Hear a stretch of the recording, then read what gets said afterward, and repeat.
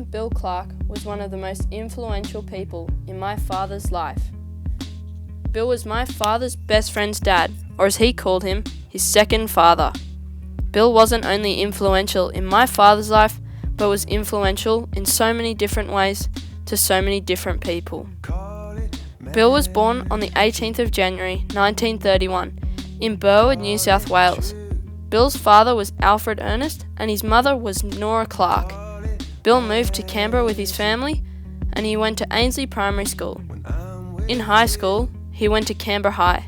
Bill was a good rugby player and made it to the Canberra High First 15 as captain. After school, Bill spent a short amount of time in the army. Bill left the army after a mate borrowed his ute and crashed it. Bill then moved to the bush and worked with his father and younger brother in their earth moving business. He worked with them for 15 years before moving to the Snowy Mountains in 1966. In 1966, Bill met his future wife, Marion McFarling, a young PE teacher from Adelaide. They met on a Perisher Valley tea bar. They started talking in the line to the tea bar and kept in touch afterwards. Bill and Marion fell in love and were married in Glenelg in December 1966. They remained married until the day he died. They moved back to the mountains and lived and worked their lives together. In 1969, Bill and Marion bought Najong Billa, a farm in rural snowy New South Wales. At first there was a group of people working on the farm, but in 1970 Bill and Marion became full-time operators of the lodge. For the next 30 years, Bill and Marion worked at the Najong Billa Lodge. The lodge became well known around Perisher Valley, and that was when people began to get to know Bill. With the lodge's rise in popularity, people began to get to know Bill, and he became a renowned name throughout Perisher Valley. Bill had 3 children, Lachlan, Callum and Shannon.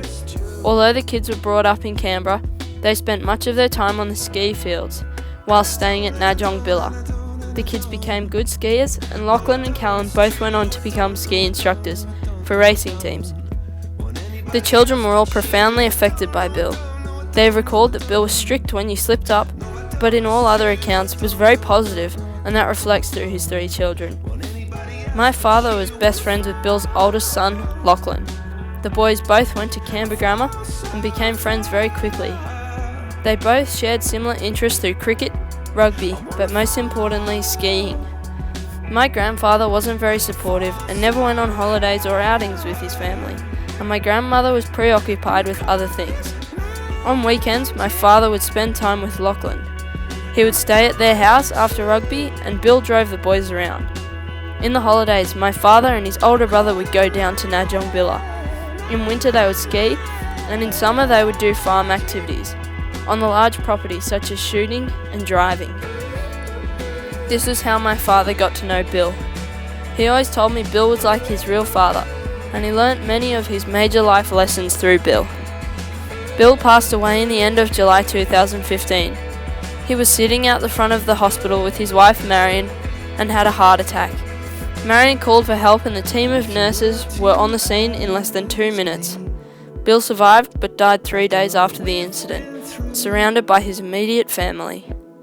Bill's funeral was on Monday the 17th of August. My father was the MC of the event. Many people have told me that they passed away. Bill's funeral was on Monday the 17th of August. My father was the MC of the event, and many people have told me that they see much of Bill in my father, such as his wit, humour, and his personality. This is only the summary of Bill's life. Bill was an amazing man, and since his death many new stories of Bill have been told. I, like many others, am honoured to have known Bill.